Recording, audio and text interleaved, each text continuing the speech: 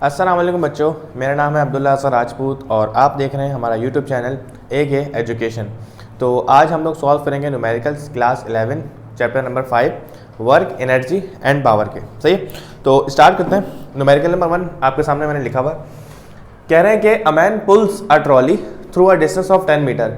एक मैन जो है वो एक ट्रॉली को पुश करता है 10 मीटर के फासले पे बाय अप्लाइंग अ फोर्स, और वो जो फोर्स अप्लाई करता है उसका मैग्नीट्यूड हमें गिवन है, दैट इज 50 न्यूटन।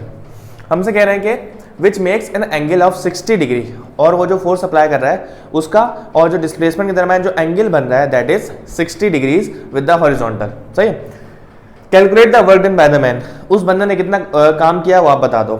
अब देखो बेसिक हमारे पास वर्क डन वाले टॉपिक से न्यूमेरिकल लिया हुआ है। देखो वर्क डन क्या होता है, किसी बॉडी पे फोर्स लगे और वो बॉडी को डिस्प्लेसमेंट कवर करे तो हम कहते हैं कि वर्क जो है वो डन हो गया। सही है, अब कंडीशन को इस तरीके की है कि लेट सपोज कि हमारे पास ऐसी कोई ट्रॉली है। सही है, ये कोई सिंपल सी हमारे पास ट्रॉली है और वो बंदा जो है उस पर ऐसे फोर्स लगा रहा है, क्योंकि उन्होंने कहा कि पर्टिकुलर एंगल पे फोर्स लगा रहा है। तो हमें पता है कि वर्क डन का फॉर्मूला क्या होता है, और वर्क डन से बराबर होता है, वर्क डन बराबर होता है फोर्स का वो कंपोनेंट जो डिस्प्लेसमेंट के अलोंग है मल्टीप्लाई बाय जो बॉडी ने डिस्प्लेसमेंट कवर किया। सही है, और ये है बॉडी ने जो डिस्प्लेसमेंट कवर किया है, तो ये रहा वो एंगल जो इन्होंने बनाया है, दैट इज 60 डिग्रीज। सही है, एंगल कितना है, 60 डिग्री है। सही है, और ये जो डिस्प्लेसमेंट हमें गिवन है वो गिवन है यहाँ से लेकर यहाँ तक डिस्टेंस जो है दैट इज 10 मीटर, और वो जो फोर्स है उसका मैग्नीट्यूड हमें गिवन है, दैट इज फोर्स 50 न्यूटन। सही है भाई, तो ये कंडीशन है। अब देखो हमें पता है जब हमने डेटा बना लेते हैं देन उसके बाद फॉर्मूले की तरफ चलते हैं। तो हमें फोर्स दी हुई है 50 न्यूटन, डिस्प्लेसमेंट जिसे आप डी भी कह सकते हो, एस भी कह सकते हो, डी कह देते हैं इसको। सही, तो वो हमें गिवन है 10 मीटर, और हमें थीटा गिवन है, mutual angle between force and displacement, that is 60 degrees. Solution, अब देखो वर्क डन का सिंपल सा फॉर्मूला हमें पता है कि वर्क डन जो है वो बराबर होता है the dot product of force and displacement. अब हमें पता है कि जब हम डॉट हटाएंगे तो कॉस थीटा आता है, और क्रॉस हटता है तो साइन थीटा आता है। तो हम इसको लिख सकते हैं F D cos of theta. Force कितनी है, फोर्स है 50 मल्टीप्लाई बाय डिस्प्लेसमेंट कितना है 10 multiply by cos of 60 degrees. सही है, 50 को 10 से मल्टीप्लाई करोगे तो आंसर आएगा आपके पास 500 मल्टीप्लाई बाय कॉस 60 डिग्रीज जो है वो बराबर होता है 1/2 के, यानी कि 0.5। सही, 50 को मल्टीप्लाई करा हुआ 0.5 से, तो आपके पास आंसर आएगा 250। और वर्क डन का यूनिट हमारे पास क्या होता है, वर्क डन का यूनिट होता है जूल। तो उस बंदे ने 250 जूल्स यानी कि 250 जूल का वर्क किया इस ट्रॉली को 10 मीटर डिस्प्लेस करवाने में। ओके, सो न्यूमेरिकल नंबर 2 है हमारे पास। हमसे कह रहे हैं कि 100 kg man runs up a long flight of stairs in 9.8 second. कह रहे हैं भाई एक 100 किलो का बंदा है। सही है, और वो क्या कर रहा है, वो सीढ़ियाँ चढ़ रहा है, और वो सीढ़ियाँ चढ़ता है 9.8 सेकेंड में। सही है, the vertical height of the stair is 10 metre, और वो जो सीढ़ी है ना उनकी जो वर्टिकल हाइट है, सही है, यानी ग्राउंड से लेकर वो सबसे ऊपर वाली सीढ़ी तक की जो हाइट होगी that is 10 metre. Calculate its power, उस बंदे की पावर बतानी। सही, पावर क्या होता है, power is the rate of doing work. Power जो है वो काम के करने की रफ्तार को हम बोलते हैं, the speed of doing work is basically the power. तो हम पावर की जनरल डेफिनेशन को यूज करके सिंपली हम लोग निकाल देंगे इसका आंसर। सही, तो डायग्राम मैंने आपके सामने बनाई हुई है। ऐसे कुछ स्टेयर्स है हमारे पास, इनका जो वर्टिकल डिस्टेंस है वो 10 मीटर है, जो यहाँ से लेकर यहाँ तक जाने में उसको टाइम लगा दैट इज 9.8 सेकेंड, और उस बंदे का जो मास है वो 100 किलोग्राम है। सही, तो डेटा बना लेते हैं। सबसे पहले हम मास लिखेंगे, mass of the man is 100 kg, और आपको दिया हुआ टाइम 9.8 सेकेंड का, और जो वर्टिकल हाइट है जिसे आप h कह सकते हो दैट इज 10 मीटर। आपने कैलकुलेट करनी है पावर, उस बंदे की पावर बता दीजिए आप। सही है, सॉल्यूशन, अब देखो हमें पता है डेफिनेशन पावर की। पावर जो है, power is basically the rate of doing work. क्या आपको पता है कि उस बंदे ने कितना काम किया, नहीं पता, तो पहले हम लोग क्या निकालेंगे, वर्क डन निकालेंगे, देन उसको टाइम से डिवाइड करके हम लोग टोटल आंसर निकाल लेंगे। अब देखो आपको पता है कि हम लोगों ने ये अगर आपने चैप्टर पढ़ा हुआ अच्छे तरीके से तो आपको ये पता होगा कि वर्क डन जो है वो बराबर होता है change in kinetic energy, change in potential energy के भी बराबर होता है और वर्क डन बराबर होता है चेंज इन काइनेटिक एनर्जी के। अब इस बंदे ने कोई हाइट कवर की है, इसका मतलब इसकी पोटेंशियल एनर्जी में इजाफा हुआ होगा, जो इस बंदे ने काम किया होगा उसी वही काम जो है इस बंदे की पोटेंशियल एनर्जी में चेंज आ गया होगा, यानी कि उसकी पोटेंशियल एनर्जी हम मान लेते हैं कि ग्राउंड पे 0 थी तो ऊपर जाके कितनी हो गई mgh हो गई, क्योंकि उसने h हाइट कवर की है। सही है, तो हम यहाँ पे लिखेंगे कि एज वी नो दैट कि वर्क डन जो है वो बराबर होता है mgh के। mgh यहाँ पे मैं क्यों लिख रहा हूँ, मैं चेंज इन mgh क्यों नहीं लिख रहा, क्योंकि हम ये एज्यूम करके चलते हैं कि ग्राउंड पे जो पोटेंशियल एनर्जी है वो 0 होती है और हाइट पे जाएंगे तो कितनी हो जाएगी mgh हो जाएगी। तो आप mgh को जब माइनस करोगे 0 से तो आंसर क्या आ रहा होगा mgh। तो कंफ्यूज नहीं होना कि हम लोग यहाँ पे चेंज क्यों नहीं लगाते, हम चेंज इसलिए नहीं लगाते क्योंकि ग्राउंड पे पोटेंशियल एनर्जी क्या होती है 0 होती है, ये हमारी अजम्पशन है। तो ये काम है भाई, वर्क डन जो है वो बराबर होता है mgh के। तो लिख देते हैं यहाँ पे कि यहाँ पे आ जाएगा mgh डिवाइडेड बाय टाइम। सही है, अब आपने सिंपल वैल्यूज पुट करनी है तो यहाँ पे कर देते हैं potential energy, sorry potential energy नहीं पावर है, सॉरी दिस इज mg, हमारे पास m कितना है 100 मल्टीप्लाई बाय g ग्रेविटी की वैल्यू होती है 9.8 जो कांस्टेंट होती है, और हाइट जो हमें गिवन है that is 10 divided by time कितना है, टाइम है 9.8, तो 9.8 से 9.8 क्या हो जाएगा, कैंसिल हो जाएगा। 100 को आप 10 से मल्टीप्लाई कराओगे तो पावर आ जाएगी 1000 और पावर की जो यूनिट होती है वो होती है वॉट। तो उस बंदे की जो पावर थी वो थी 1000 what. Okay, so numerical number 3 है हमारे पास, और ये जो न्यूमेरिकल है ये this is most important, exam के लिए भी हो सकता है कि आपका पेपर में आने के इसके 100% चांसेस हैं। एक ये न्यूमेरिकल्स और इस लास्ट के जो आपके पास 3 न्यूमेरिकल्स है ना 9, 10, 11, ये मोस्ट इंपॉर्टेंट है। आप इस न्यूमेरिकल पे और उन तीनों पे 3 स्टार बना दो कि दिस इज मोस्ट इंपॉर्टेंट। अब मोस्ट इंपॉर्टेंट क्यों कह रहा हूँ, क्योंकि इसको करने के तो बहुत तरीके हैं लेकिन मेन चीज़ है समझना। अब देखो हम आपसे क्या कह रहे हैं, आपसे कह रहे हैं कि when an object is throne upward, जब किसी ऑब्जेक्ट को ऊपर फेंका जाता है या ऊपर फेंका गया, it rises a height of h, उसने h हाइट कवर की। मैंने यहाँ पे एक बॉल सपोज की है, सही, ताकि आपको अच्छे तरीके से समझ आ जाए। एक बॉल थी, वो ऑब्जेक्ट था जिसको हमने एक h हाइट पे फेंक दिया, यहां से लेकर यहां तक की जो हाइट है वो क्या है, h है। सही, ये हाइट मैंने आपको क्या मेंशन की हुई है, h मेंशन की हुई है।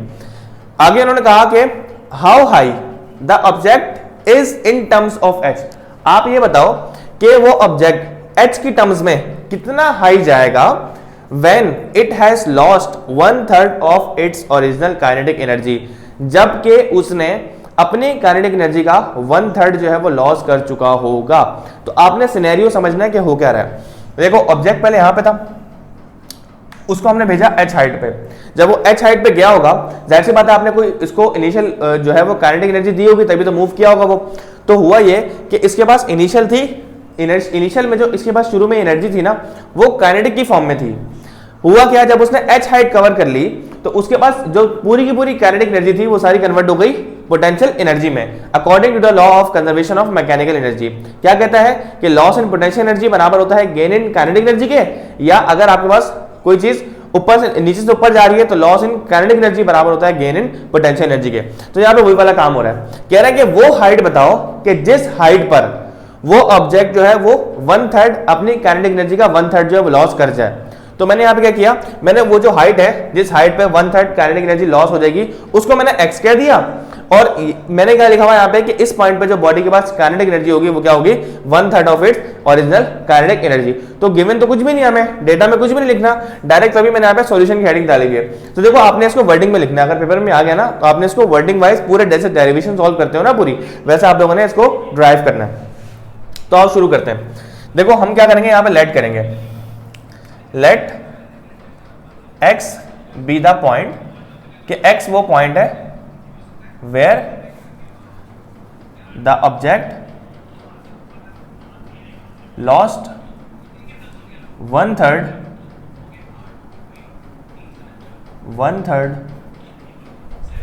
या आप ये कह लो कि let x be the height. सही, हमने इन टर्म्स ऑफ हाइट ही बतानी है ना, उन्होंने कहा था हाइट, तो आप हाइट कह लो।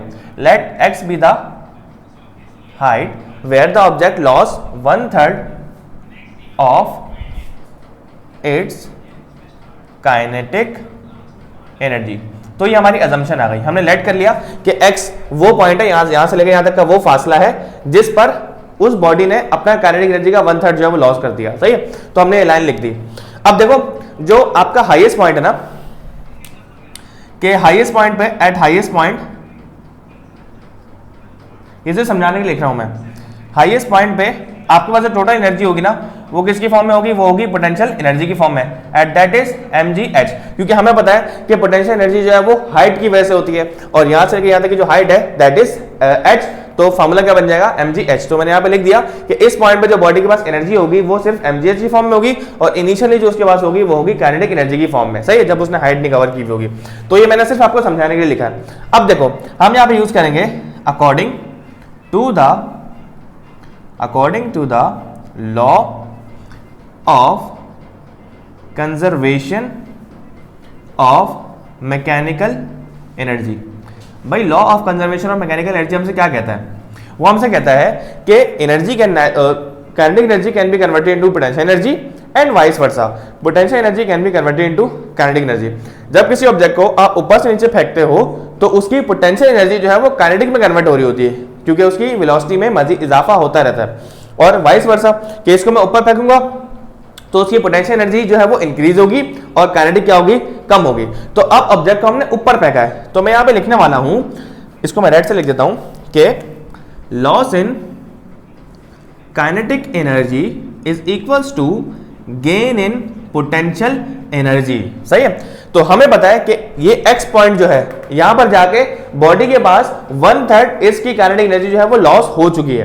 तो लॉस इन काइनेटिक एनर्जी, तो काइनेटिक एनर्जी में जो लॉस आया वो कितना आया, वो आया है 1/3 of its original kinetic energy is equals to gain in potential energy. Potential energy body ने कितनी गेन की है, तो पोटेंशियल एनर्जी होती है एनर्जी ड्यू टू हाइट, तो हाइट कितनी कवर की है यहां से लेकर यहां तक, वो की है x हाइट कवर की है। तो आप यहां पे सिंपल लिख दो mg, और h नहीं आएगा बल्कि यहां पे आएगा x, क्योंकि mgh तो उसके पास यहां पे होगी, तो हमें वो तो कैलकुलेट करना ही नहीं है। यहाँ पे mgh होगी नहीं, जीरो होगी पोटेंशियल एनर्जी, यहाँ पे पूरी काइनेटिक, यहाँ पे पूरी की पूरी पोटेंशियल, बीच में क्या है, आधी काइनेटिक आधी पोटेंशियल। तो काइनेटिक एनर्जी लॉस हुई 1/3 और उसने गेन कर ली mgx। सही है, अब आपने क्या करना है, आप काइनेटिक एनर्जी का फॉर्मूला खोल लो। आपको बताइए कि काइनेटिक एनर्जी का फॉर्मूला जो है वो होता है 1/2 हाफ, यानी कि half mv square is equals to mgx का x एज इट इज। अब देखो इस फार्मूले में ना आपके पास कोई वैल्यू आपको नहीं पता, तो आप क्या करोगे, सबसे पहले अपनी इक्वेशन ऑफ मोशन का इस्तेमाल करोगे और इस v स्क्वायर की वैल्यू को निकालोगे। सही है, तो आओ v स्क्वायर की वैल्यू को निकालते हैं। तो देखो v स्क्वायर कहां से आएगा हमारे पास। अब मुझे बताओ कि हम कौन सी इक्वेशन यूज करें, फर्स्ट इक्वेशन करें, सेकंड करें या थर्ड करें। तो मेरा दिल तो बोलता है कि भाई हम थर्ड इक्वेशन यूज करेंगे। क्यों करेंगे, देखो फर्स्ट इक्वेशन में और सेकंड इक्वेशन में हमारे पास आता है टाइम, और टाइम की यहाँ पे हमने कोई बात की नहीं है और ना टाइम हमें गिवन है, तो इसका मतलब हम यूज करेंगे by using third equation of motion. तो देखो हम third equation of motion use करने जा रहे हैं, कहां पे, इस पॉइंट पे और इस पॉइंट पे। सही है, क्योंकि हमें v की वैल्यू चाहिए, हमें वो इनिशियल वेलोसिटी चाहिए, हमें वो वेलोसिटी चाहिए जिस वेलोसिटी से इस बॉडी को ऊपर थ्रो किया गया है। तो आओ निकालते हैं। देखो हमारे पास जो थर्ड इक्वेशन होती है वो होती है 2as is equals to vf square minus का vi स्क्वायर। अब देखो हम कुछ यहाँ पे चेंजेस करेंगे कि हमें पता है कि जब भी किसी बॉडी को फ्री फॉल करवाया जाता है या नीचे से ऊपर थ्रो किया जाता है तो एक्सेलरेशन जो है वो बराबर होती है ग्रेविटी के, और नीचे से ऊपर फेंक रहे हैं तो ग्रेविटी आएगी माइनस की, तो ये आ जाएगा माइनस का g, और s की जगह, s क्या है, हॉरिजॉन्टल डिस्टेंस, लेकिन यहाँ पे बात हो रही है वर्टिकल डिस्टेंस की। तो वर्टिकल डिस्टेंस जो है वो क्या है, यहाँ से लेकर यहाँ तक का पूरा वो क्या है h। सही है, क्योंकि मैं इंटरेस्टेड हूँ इनिशियल वेलोसिटी निकालने में। सही है, तो यहाँ पे आ जाएगा s की जगह पे h इज इक्वल्स टू, भाई मुझे बताओ कि vf कितना है, फाइनल वेलोसिटी कितनी है। तो भाई आपको पता ही है कि जब कोई बॉडी अपनी मैक्सिमम हाइट कवर कर लेती है तो वो रुक जाती है, दोबारा नीचे आना स्टार्ट करती है। तो टॉप मोस्ट पॉइंट पे बॉडी के पास जो वेलोसिटी होगी वो कितनी होगी, 0। तो यहाँ जाएगा 0 का स्क्वायर माइनस इनिशियल वेलोसिटी को मैं कह देता हूँ v। सही है, यहाँ पे मैंने इनिशियल वेलोसिटी को सिंपल v कह दिया, v का स्क्वायर, क्योंकि vf तो 0 है। अब देखो इस माइनस से ये वाला माइनस कट जाएगा। सही है, तो ये हो जाएगा 2gh बराबर हो जाएगा v स्क्वायर के। तो देखो v स्क्वायर की वैल्यू मेरे पास आ गई। अब इस v स्क्वायर की वैल्यू को मैं सब्स्टिट्यूट करवा दूंगा यहाँ पर। सही है, चाहो तो आप इसको नाम दे दो, इसको आप नाम दे दो इक्वेशन नंबर a का। सही है, putting v square in equation a। सही, इक्वेशन a में पुट कर दो, तो ये हो जाएगा 1/3 ब्रैकेट में हाफ m, v स्क्वायर की जगह पे आ गया 2gh। 2gh, सही है भाई, ये bracket close, is equal to यहाँ पे क्या है हमारे पास m g और x, सही है। अब देखो करना क्या है हमने, सबसे पहले जो चीज कैंसिल हो रही है उसको काट दो, इस 2 से 2 क्या हो रहा है, कैंसिल हो रहा है। और चलो पहले इसको सिंप्लीफाई करके लिखते हैं ताकि आपको समझ आ जाए। तो यहाँ पे क्या बचा हुआ है भाई, 1/3 हमारे पास बाहर मौजूद है, और यहाँ पे m बचा हुआ है, g बचा हुआ है, h बचा हुआ है। तो मैं ऐसे करता हूँ कि mgh को ऊपर लिख देता हूँ और 3 को लिखता हूँ नीचे, यानी कि mgh डिवाइडेड बाय 3, सही है। मैंने क्या किया, mgh बचा हुआ है, उसको जब 1 से मल्टीप्लाई होगा तो 1 ही आएगा, और mgh डिवाइड में क्या था 3, यहाँ पे क्या बचा हुआ है mgx, यहाँ पे बचा हुआ है mgx। अब देखो mg से mg कैंसिल, तो हमारे पास जो x है वो बराबर हो गया h/3 के। तो आपने क्या समझा यहाँ पे कि उन्होंने पूछा था कि how high the object is in terms of h, वो ऑब्जेक्ट जो है वो h की टर्म्स में कितना हाई जाएगा कि वो 1/3 of it's kinetic energy loss कर चुका होगा। तो वो जो हाइट का, जब वो अपना हाइट का 1/3 कवर कर लेगा, ओरिजिनल हाइट का 1/3 जब कवर कर लेगा, तो उसकी जो 1/3 काइनेटिक एनर्जी है वो क्या हो जाएगी, लॉस हो जाएगी। और इस तरीके से न्यूमेरिकल नंबर 3 हमारा सॉल्व हुआ, जो कि बहुत बहुत बहुत इंपॉर्टेंट था, सही है आप लोगों के लिए। तो न्यूमेरिकल नंबर 4 है हमारे पास, हमसे कह रहे हैं कि a 70 kg man runs up a hill through a height of 3 meter in 2 seconds। अच्छा, वो वही वाला बंदा है जो अब पहले सीढ़ियाँ चढ़ रहा था, अब जो है वो एक पहाड़ी पे चढ़ रहा है, हिल पे चढ़ रहा है, सही है। तो कह रहे हैं कि भाई 70 किलो उसका जो है वो मास है, और उसने जो हाइट कवर की है वो 3 मीटर कवर की है, और टाइम जो उसने लिया है वो 2 सेकंड के लिए है। अब आप ये बता दो कि how much work does he do against gravitational field, उसने ग्रेविटी के अगेंस्ट कितना काम किया होगा। पहले तो उन्होंने आपसे ये पूछा है। अच्छा, इस बात में फर्क रखना कि ग्रेविटी ने कितना काम किया होगा अगेंस्ट, और उसने ग्रेविटी के अगेंस्ट कितना काम किया होगा, इन दोनों में फर्क है। ग्रेविटी अगर काम करेगी तो वो नेगेटिव वर्डन होगा, क्योंकि ग्रेविटी क्या चाहती है, ऑब्जेक्ट नीचे आए, लेकिन वो जा कर रहा है ऊपर। लेकिन ये इस बंदे ने जो अपने लिए काम किया है वो कैसा है, पॉजिटिव है, ये फोर्स भी कहाँ लगा ऊपर और जा भी कर रहा है ऊपर, सही है। तो ये पता होना चाहिए आपको। दूसरा उन्होंने हमसे पूछा कि what is the average power output, तो उस बंदे की जो एवरेज पावर आउटपुट होगा, यानी कि कितनी उस बंदे के पास पावर है, बेसिकली आपने वही निकालनी है। तो पावर निकालना बहुत आसान काम है, जो वर्डन आएगा वही वर्डन जो है आउटपुट है, उसको डिवाइड करा देंगे टाइम से, तो पावर हमारे पास आ जाएगी। अब डेटा में लिखते हैं जो चीज़ हमें गिवन है। सबसे पहले हमें मास गिवन है बंदे का, दैट इज 70 kg, और हाइट हमें गिवन है उस बंदे जो उसने कवर की है, जो अटेन की है 3 मीटर, और टाइम हमें गिवन है 2 सेकेंड्स का, सही। और हमें निकालने का क्या है, हमें रिक्वायर्ड क्या है, सबसे पहले तो वर्डन रिक्वायर्ड है, और दूसरा हमें रिक्वायर्ड है पावर आउटपुट, सही। ये आ गया पावर आउटपुट। तो ये चीज़ हमें निकालनी है। तो पार्ट ए में हमें निकालना है वर्क, और बी में हमने निकालनी है पावर। तो पहले ए को सॉल्व कर लेते हैं। देखो, part A for work done. अच्छा, जब भी ऐसा न्यूमेरिकल आए ना, तो आपने एक काम किया करो कि रिजल्ट एंड में लाजमी लिखा करो। जो भी आपके पास आंसर आ रहा है तो आप उसको रिजल्ट में लिख दिया करो, कोई भी लाइन अपनी इंग्लिश में आप लिख दिया करो कि he will do this work against the gravity, ये चीज़ें आप लिख दिया करो, सही है। अच्छा, फॉर वर्डन, भाई वर्डन का फॉर्मूला पता है हमें क्या होता है, वर्डन बराबर होता है F.D के, सही है। अच्छा, तो फोर्स हमारे पास कितनी है, फोर्स हमें पता ही नहीं है। अच्छा, हमें एक चीज़ पता है लेकिन कि भाई अगर किसी बॉडी को आपने कांस्टेंट वेलोसिटी से मूव करवाना होता है तो उस पर उतनी ही फोर्स लगाई जाती है जितना उसका वेट होता है। देखो, हम ये अज्यूम करके चलते हैं कि किसी बॉडी पे जिसका मान लो उसका वेट है 2 किलोग्राम, या इसका वेट है ना, न्यूटन में कहते हैं इसको हम लोग, तो इसका वेट है 5 न्यूटन। तो मैं 5 न्यूटन की फोर्स ऊपर की तरफ लगाऊंगा तो ये क्या करेगा, मूव करना स्टार्ट कर देगा कांस्टेंट वेलोसिटी से। हालांकि हमें पता है कि 5 न्यूटन से थोड़ी सी ज़्यादा फोर्स मुझे लगानी पड़ेगी ताकि मैं इसको ऊपर मूव करवा दूँ, सही है। लेकिन हम लोग अज्यूम करके चलते हैं कि 5 न्यूटन की फोर्स लगाने पर क्या होगा, ये मूव करना स्टार्ट हो जाएगा विद कांस्टेंट वेलोसिटी से। तो हमने वही कॉन्सेप्ट यहाँ पे स्टार्ट करना है, लगाना है। तो हमें पता है कि फोर्स जो है वो बराबर होती है वेट के, और वेट बराबर होता है mg के। तो यहाँ पे जो फॉर्मूला हमारे पास बनेगा दैट इज W = mg.d। अच्छा, एक बात याद रखना कि अगर आप ग्रेविटी का वर्क निकाल रहे हो ना, तो आप एंगल पुट करोगे 180 डिग्री। अगर ग्रेविटी काम कर रही है तो ग्रेविटी चाह रही है कि वो बंदा नीचे आए, और वो बंदा जा कर रहा है ऊपर, तो ग्रेविटी काम कर रही है नेगेटिव। देखो, एक वेक्टर नीचे और एक वेक्टर ऊपर, ग्रेविटी फोर्स लगा रही है नीचे, बंदा कहाँ जा रहा है ऊपर, तो एंगल क्या बन गया 180 डिग्री। तो ग्रेविटी का वर्क नेगेटिव होगा और उस बंदे का वर्क क्या होगा, पॉजिटिव होगा। तो क्वेश्चन के मुताबिक जो हमें कहा है कि उस बंदे ने कितना काम किया अगेंस्ट द ग्रेविटी, तो वो मैं पॉजिटिव ही लूंगा। लेकिन अगर आप ग्रेविटी का वर्क डन निकालोगे तो यहाँ पे आप एंगल 0 नहीं पुट करोगे, बल्कि आप पुट करोगे 180 डिग्रीज। सही है, तो एंगल मैं यहाँ पे जीरो ही सपोज कर रहा हूँ। तो हमें पता है कि cos 0 डिग्री जो है वो बराबर होता है 1 के, इसलिए मैं यहाँ पे डॉट हटा के सिर्फ mg और जो हाइट उसने कवर की है दैट इज h, तो यहाँ पे मैं सिंपल h ही लिख रहा हूँ। सही है, कंफ्यूज नहीं होना कि डॉट कहाँ गया। भाई डॉट हटता है तो cos आता है, वो बंदा फोर्स लगा रहा है ऊपर, जा भी रहा है ऊपर, एंगल बन रहा है 0 डिग्री, cos 0 डिग्री बराबर होता है 1 के, इसलिए मैंने यहाँ पे डॉट हटा के सीधा mgh लिख दिया। अगर आपसे कहा जाए कि ग्रेविटी का वर्क डन निकालो उस पर, तो ग्रेविटी फोर्स लगा रही है नीचे, बंदा जा रहा है ऊपर, तो एंगल बनेगा 180 डिग्री और cos 180 डिग्री बराबर होता है -1 के। तो इसका आपने ख्याल रखना है। सही है, डिवाइडेड बाय, डिवाइड में कुछ भी नहीं है, mg देखो फोर्स की जगह पे आ गया mg, और जो d है डिस्प्लेसमेंट, तो ये हमने वर्टिकल लिया था ना, लेकिन यहाँ पे कवर हो रहा है इन टर्म्स ऑफ हाइट, तो मैंने यहाँ पे d को रिप्लेस कर दिया h के साथ। तो w बराबर हो जाएगा, मास कितना है, मास है 70, ग्रेविटी की वैल्यू हमें पता है 9.8 होती है, और उसने जो हाइट कवर की है दैट इज 3 मीटर। तो उसको सिंप्लीफाई करवा लेते हैं, जो है हमारे पास आ रहा है 2058। अब नेक्स्ट चीज हमने निकालना है पार्ट नंबर बी में, हमने निकालना है पावर आउटपुट। तो पावर आउटपुट निकालना बहुत आसान काम है। आपको पावर की डेफिनेशन पता है, बेसिक क्या होती है? पावर की डेफिनेशन होती है वर्क डन अपॉन टाइम। अच्छा, पावर आउटपुट से कोई कंफ्यूज ना हो, पावर आउटपुट का मतलब क्या है भाई?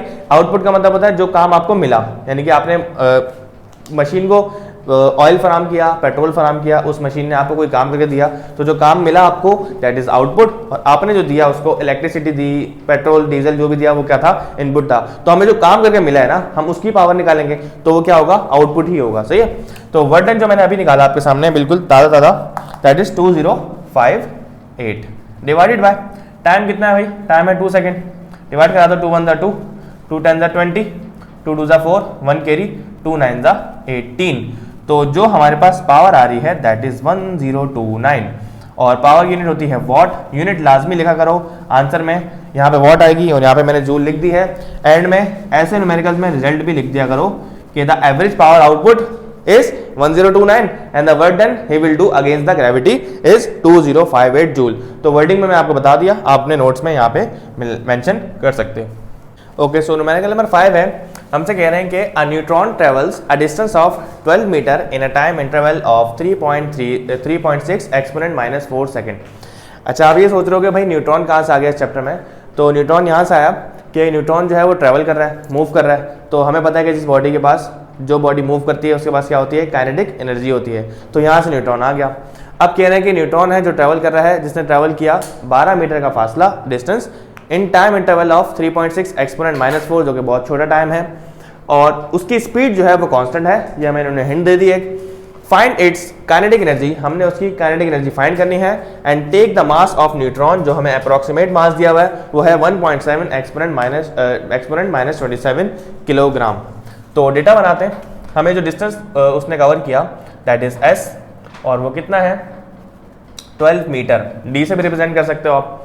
टाइम इंटरवल जो हमें गिवन है वो है 3.6 एक्सपोनेंट -4 सेकेंड, और स्पीड कांस्टेंट है उसकी, और हमें मास दिया हुआ है मास ऑफ न्यूट्रॉन, जिसे मैं mn कह रहा हूँ, और वो कितना है? वो होता है कांस्टेंट 1.7 एक्सपोनेंट -27 kg, और कुछ नहीं गिवन हमें। सही है, तो हमें क्या निकालनी है? हमें निकालनी है kinetic energy of the proton. सही है, सॉल्यूशन। अब देखो, आपको पता है सिंपल सा फॉर्मूला है काइनेटिक एनर्जी का। क्या फॉर्मूला है भाई? काइनेटिक एनर्जी बराबर होती है ½ mv स्क्वायर के। अब आपको देखो मास तो पता है, आपको वेलोसिटी नहीं पता, तो आप यहाँ पे रुक जाओगे और इसको नाम दे दोगे इक्वेशन नंबर अल्फा का।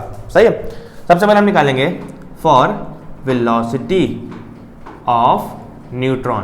पहले हम निकाल लेंगे न्यूट्रॉन साहब की वेलोसिटी, फिर हम उसको यहाँ पे पुट कर देंगे, तो हमारे पास क्या आ जाएगा? आंसर आ जाएगा। अब देखो, उन्होंने हमें जो हिंट दी हुई थी ना, उन्होंने कहा था कि assuming its speed was constant. जब उन्होंने कह दिया कि उसकी स्पीड कांस्टेंट है, तो इसका मतलब इनिशियल स्पीड जो है बराबर होगी फाइनल स्पीड के।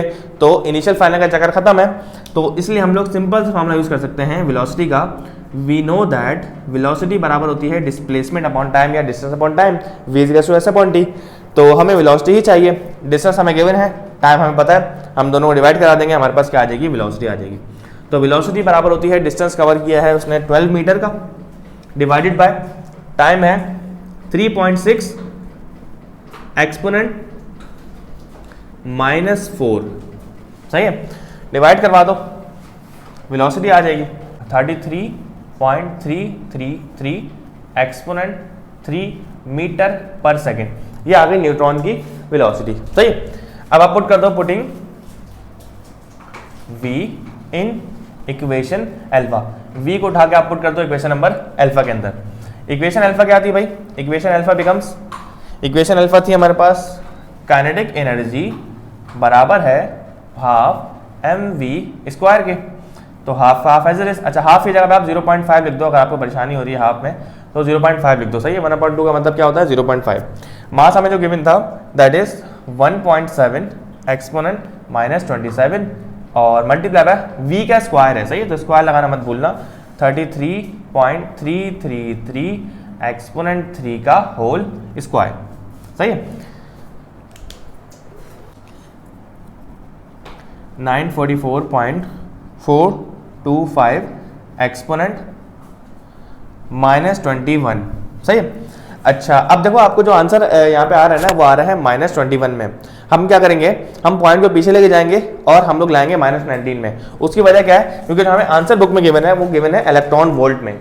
तो इलेक्ट्रॉन वोल्ट में आंसर निकालने के लिए आप क्या करोगे, 1.6 एक्सपोनेंट -19 से डिवाइड कराओगे, और हमें यहाँ पे -21 में दी हुई है। तो मैं क्या करने वाला हूँ, मैं पॉइंट को 2 बार पीछे कर रहा हूँ, 1 और 1 2 पॉइंट 2 बार पीछे चला गया, तो आंसर मेरे पास हो जाएगा 9.44। अच्छा, बाकी आप राउंड ऑफ भी कर सकते हो चाहो तो, इसको भी 4 लिख दो एक्सपोनेंट। अच्छा, -21 था, 2 बार पीछे लेके गया तो पावर जो है वो बढ़ेगी। अच्छा, पावर बढ़ने का मतलब ये नहीं कि 23 हो जाएगी भाई, 21 is bigger than 19 is bigger than -21, तो पावर जो है वो बढ़ के कितनी हो जाएगी, -19 हो जाएगी। सही है, तो ये आ गई हमारे पास काइनेटिक एनर्जी, और जो यूनिट इसका बनेगा वो बनेगा जूल। सही है, तो जो आंसर आपको बुक में दिया हुआ होगा वो दिया होगा इलेक्ट्रॉन वोल्ट में, क्योंकि न्यूट्रॉन एक सब एटॉमिक पार्टिकल हमें पता है। तो इन इलेक्ट्रॉन वोल्ट में जाने के लिए हम क्या करेंगे, काइनेटिक एनर्जी बराबर होगी 9.444 एक्सपोनेंट -19 डिवाइडेड बाय 1.6 एक्सपोनेंट -19, क्योंकि हमें पता है कि 1 इलेक्ट्रॉन वोल्ट जो है वो बराबर होता है 1.6 एक्सपोनेंट -19 जूल के। इसको आप यहाँ पे लिख भी दो कि 1 electron volt is equal to 1.6 exponent -19 joules के। सही है, ये आपने पॉइंट्स ये पॉइंट आपने याद रखना है। तो दोनों को डिवाइड करा दो, तो आंसर आ रहा है आपके पास 5.902। काइनेटिक एनर्जी जो आ रही है वो आ रही है 5.902 इलेक्ट्रॉन वोल्ट। तो उसको चेक भी कर लेते हैं आंसर सही आ भी रहा है या नहीं। आंसर है हमारे पास 5.78। सही, थोड़ा बहुत फर्क होगा क्योंकि हम लोगों ने राउंड ऑफ वैल्यूज जैसे लिए हैं, वैल्यूज बहुत बड़ी आ रही थी। तो बुक में आंसर आ रहा है 5.78 और हमारा आ रहा है 5.902 electron volt which is acceptable. Okay, so numerical number हमारे पास है 6 और उसमें हमसे कह रहे हैं कि a stone is thrown vertically upward, एक पत्थर को वर्टिकली ऊपर फेंका गया और and can reach to a height of 10 metre, और वो जो है वो 10 मीटर की हाइट तक ही पहुंच सका। सही है, तो मैंने यहाँ पे पॉइंट्स मेंशन कर दिए हैं, ये ए पॉइंट्स आपने फेंका और जो मैक्सिमम हाइट उसने कवर की 10 मीटर की वो पॉइंट सी है। सही है, आगे हमसे उन्होंने पूछा है कि find the speed of stone, stone की क्या स्पीड होगी when it is just 2 metre above the ground, यानी कि जब ये नीचे आ रहा होगा तो 2 मीटर पहले इसकी जो स्पीड होगी, जो कि जाहिर सी बात है फाइनल वेलोसिटी होगी, आपने वो निकालनी होगी। अब देखो यहाँ पे 2 फाइनल वेलोसिटीज होंगी। इनिशियल वेलोसिटी तो वही है कि जिस वेलोसिटी से आपने इसको थ्रो किया ऊपर की तरफ। अब फाइनल वेलोसिटी 2 है हमारे पास। एक वो फाइनल वेलोसिटी होगी जो सी पे होगी, और वो कितनी होगी वो हमें पता है कि 0 होगी। क्यों 0 होगी, क्योंकि वर्टिकल हाइट पे जाके क्या हो जाएगा, वो ऑब्वियसली बात है रुक जाएगा, तो फाइनल वेलोसिटी 0 हो जाएगी। और यहाँ पे जो वेलोसिटी होगी जो हमें चाहिए उसको आपने बोलोगे नाम देना होगा, तो आप उसको नाम दे दो VF और उस यहाँ पे लगा दो प्राइम, या VFB भी छोटा सा सब्सक्रिप्ट में लिख दो तो वो भी सही है। तो यहाँ पे फाइनल वेलोसिटी जो होगी वो VF प्राइम होगी, और यहाँ पे जो फाइनल वेलोसिटी होगी वो कितनी होगी, 0 होगी, क्योंकि ऑब्जेक्ट जो है वो रुक जाएगा, क्योंकि उन्होंने कहा था कि 10 मीटर की हाइट तक वो पहुंच सकता है। सही है, तो डेटा बनाते हैं। तो हमें क्या चीज़ गिवन है, हमें हाइट गिवन है 10 मीटर की, और हमसे जो उन्होंने पूछा हुआ है कि 2 मीटर पहले ये बताओ कि वो उसकी जो है वो फाइनल स्पीड कितनी होगी। सही है, तो a stone is thrown vertically upward and can reach a height of 10 metre. तो हाइट है कहाँ, ये भी लिख दो, हाइट एट पॉइंट कौन सा है, पॉइंट सी है। पॉइंट सी पे जो हाइट है वो कितनी है, 10 मीटर, और हाइट एट पॉइंट कौन सा है, बी है। तो बी पॉइंट पे जो उसकी हाइट है वो कितनी है 2 मीटर है, सही है। और हमें निकालना क्या है, final speed at point B ही हमने निकालनी है, जैसे हमने वी एफ प्राइम का नाम दिया हुआ है और ये क्या है अननोन है, सही है। अच्छा अब देखो ये सब चीजें तो आपको जो चीजें गिवन है वो तो सही है, आपको सबसे पहले ये चीज तो बताओ कि किस वेलोसिटी से उसको ऊपर फेंका है। अगर आपको ये पता चल गया कि किस वेलोसिटी से ऊपर फेंका है उसको, तो आप आराम से जो है वो इस न्यूमेरिकल को सॉल्व कर लोगे। तो देखो आपने करना क्या है, हम यहाँ पे यूज करेंगे law of conservation of mechanical energy, कि जो है काइनेटिक एनर्जी है वो पोटेंशियल में कन्वर्ट होती है और पोटेंशियल एनर्जी जो है वो काइनेटिक एनर्जी में कन्वर्ट होती है। तो हम यहाँ पे लिख देंगे कि according to the law of conservation of mechanical energy. भाई law of conservation of mechanical energy हमसे क्या कहता है, वो हमसे ये कहता है कि काइनेटिक एनर्जी बराबर है पोटेंशियल एनर्जी के, या आप ये कह सकते हो कि चेंज इन काइनेटिक एनर्जी बराबर है चेंज इन पोटेंशियल एनर्जी के। तो काइनेटिक एनर्जी का फॉर्मूला क्या होता है, हाफ एम वी स्क्वायर का, और पोटेंशियल एनर्जी बराबर होती है एम जी और एच के, सही। अब आप बोलोगे भाई कौन सी हाइट लें, ये वाली हाइट लें, ये वाली हाइट लें। पहले तो इन दोनों हाइट को नाम दे दो। इस वाली हाइट का जो नाम दिया हुआ है मैंने क्या दिया हुआ है, एच दिया हुआ है। अब एक 2 मीटर वाली जो हाइट है ना, इसको आप कुछ और नाम दे दो, इसको आप बोल दो एच डैश, क्योंकि आपने इसको वी एफ डैश बोला हुआ है तो उसको एच डैश बोल दो। तो 10 मीटर वाली हाइट को हमने एच बोल दिया, और जो 2 मीटर वाली हाइट है उसको हमने क्या बोल दिया, सिंपल हमने एच डैश बोल दिया। यहाँ पे लिख भी देते हैं कि हमने इसको क्या बोला हुआ है, इसको हमने बोला हुआ है एच और इसको हमने बोला हुआ है एच डैश, सही है। अब सॉल्व कर लो।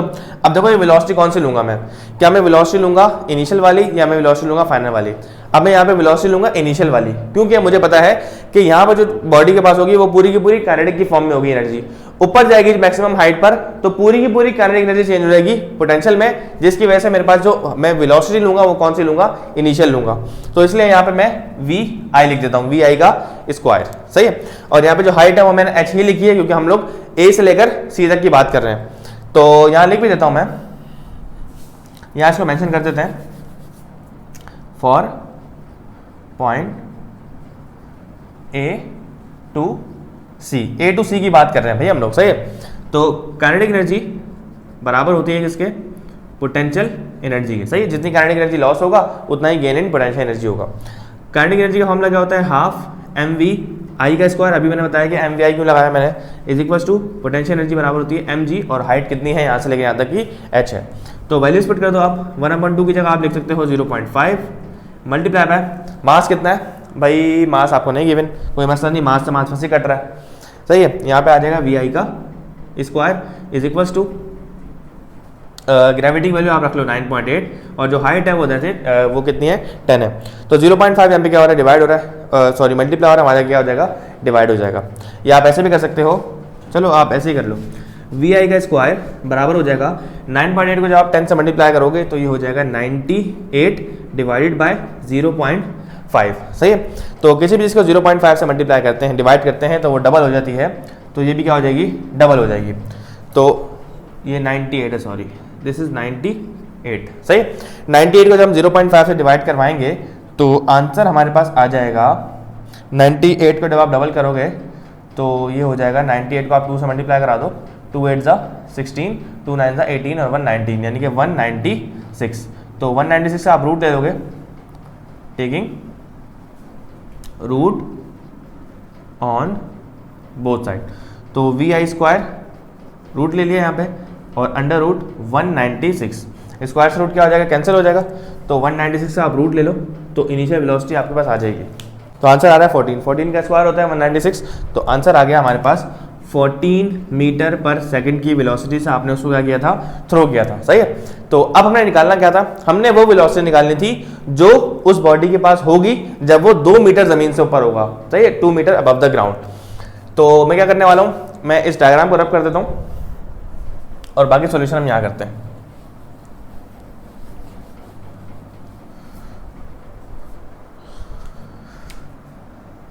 तो यहाँ पे वर्डिंग में लिख भी देते हैं कि for velocity when it is 2 metre above the ground, सही।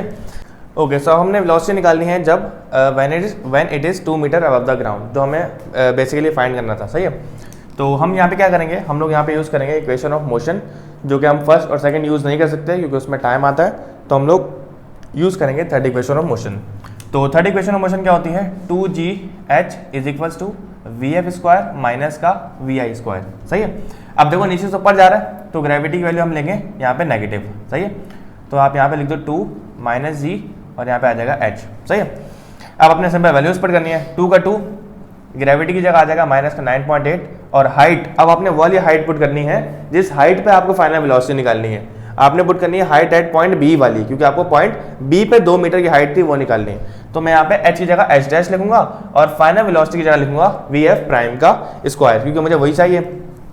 तो अब जो हाइट थी वो कितनी थी, 2 मीटर, तो यहाँ पे आ जाएगा 2 is equals to vf dash का स्क्वायर हमने निकालना है माइनस इनिशियल वेलोसिटी अभी हमने निकाली है, दैट इज 14 मीटर पर सेकेंड, 14 मीटर पर सेकेंड का यहाँ पे आ जाएगा स्क्वायर, सही है। अच्छा, अगर आप यहाँ सोच रहे हो कि हमने यहाँ पे ग्रेविटी को नेगेटिव नहीं लिया, तो आप चाहो तो यहाँ पे ग्रेविटी को नेगेटिव लोगे, वेलोसिटी आपके पास नेगेटिव आ भी गई ना अगर, तो यहाँ पे वैसे भी उसका स्क्वायर हो रहा है, तो आंसर क्या आएगा, पॉजिटिव ही आएगा, सही है। ओके, तो उसको मल्टीप्लाई कराएंगे हम लोग, 2 को मल्टीप्लाई कराएंगे 9.8 से, देन उसके बाद दोबारा मल्टीप्लाई कराएंगे 2 से, तो आंसर आ रहा है हमारे पास 4 मल्टीप्लाई बाय माइनस का 9.8, इट इज़ माइनस का 39.2 minus 39.2 is equals to vf prime का स्क्वायर माइनस 14 का स्क्वायर होता है 196, सही है। ये माइनस का 196 वहाँ जाएगा तो प्लस हो जाएगा, तो vf प्राइम बराबर हो जाएगा 196 माइनस 39.2, 190 इसका स्क्वायर है यहाँ पे, सही है। 196 मल्टीप्लाई बाय माइनस 39.2, तो आंसर आ रहा है हमारे पास 156.8 और इसका हम रूट ले लेंगे यहाँ पे डायरेक्टली, तो vf प्राइम का square is equals to under root 156.8, सही, और यहाँ पे भी रूट लगा दो, स्क्वायर से रूट कैंसिल, तो vf प्राइम बराबर आ गया अंडर रूट आंसर, तो आंसर आ रहा है हमारे पास 12.521 मीटर पर सेकेंड आ गई हमारे पास फाइनल वेलोसिटी। तो आंसर चेक कर लेते हैं एक बार और उसके बाद इस वीडियो को यहाँ पे वाइंड अप करेंगे। तो आंसर आ रहा है हमारे पास 12.9 और हमारे पास आ रहा है 12.5, तो थोड़ा बहुत फर्क जो है वो चलता है डेसिमल के बाद। तो इस वीडियो को यहीं तक रखते हैं। आई होप कि आपको ये 6 न्यूमेरिकल समझ आ गए होंगे। नेक्स्ट वीडियो में इंशाल्लाह हम लोग आगे के 5 न्यूमेरिकल्स कवर करेंगे जो कि बहुत इंपॉर्टेंट है। तो thank you so much for watching. अल्लाह हाफिज़।